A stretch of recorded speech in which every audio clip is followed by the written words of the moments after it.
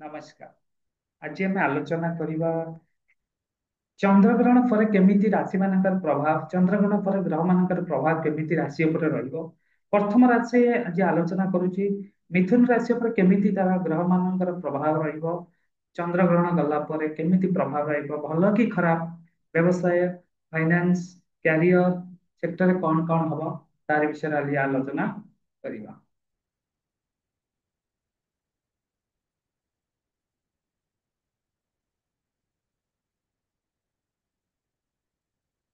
देखो चंद्रग्रहण पर मिथुन राशि ପାଇଁ धन, व्यवसाय, नुआ सुजोग तीनोटी बड़ घटना निश्चित घटिबो। तारि पर आज आलोचना करिबा कौन कौन हबो।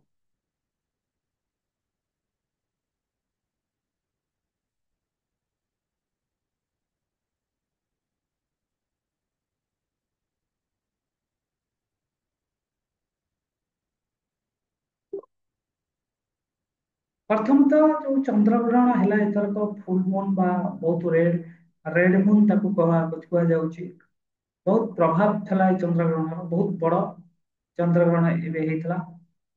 फास्ट होची मिथुन राशि रे केमिति कोन रहिबो। देखो मिथुन से फास्ट हमें आलोचना करिया फाइनेंस। मिथुन राशि रे बुध शक्तिशाली हेले चंद्रग्रहण पर, तेणु वाणिज्य, चलाचल, कम्युनिकेशन सेक्टर रे बहुत धन लाभ हो। चंद्रग्रहण 2025 रे अपेक्षा करा जाइथिबा पुराणा धन फेरिबो, नुआ आय सूत्र मिलिबा आपनको। आउ आपण व्यय करिवे लग्जरी अननेसेसरी ट्रैवल ऊपर सावधान हेबा दरकार। कोनोसी शौक जिनस बा लग्जरियस जिनस किणतु नाही। आपण से जगह को अननेसेसरी आवश्यक यदि नाही कोनोसी जगह को ट्रैवल करंतु नाही। आ पर सावधानता अवलंबन करंतु। व्यवसाय कथा कहबा जदि नुआ पार्टनरशिप किंबा नुआ प्रोजेक्ट आरंभ ପାଇଁ बहुत समय, भल समय आपन ପାଇଁ हबो। IT, trading, media, consultancy, education sector रे आपन बहुत वृद्धि हो। फ्रीलांसिंग किंबा ऑनलाइन बिजनेस करूथले फॉरेन क्लाइंट सहित चांस मिलिबार बहुत आशा रहउछि। किंतु लीगल पेपर कॉन्ट्रैक्ट एग्रीमेंट पूरा चेक करिवार आवश्यक अछि। जदि आपण किछि फ्रीलांसर के ऑनलाइन बिजनेस करूचंती, यदि फॉरेन क्लाइंट सहित आपनकर बिजनेस रो आगु को बढ़िबार अछि, प्रोग्राम अछि किंबा बढ़ौचंती, लीगली पेपर कॉन्ट्रैक्ट एग्रीमेंट करंतु आपनको बहुत प्रॉफिट मिलिबो, किछि प्रॉब्लम हबा। नुआ सुजोग आपनका लाइफ रे आसीबो। ओके, प्रमोशन किंबा कैरियर रे ପାଇଁ ସିନିୟର ମାନଙ୍କ ସାହାଯ୍ୟ ମିଳିବ।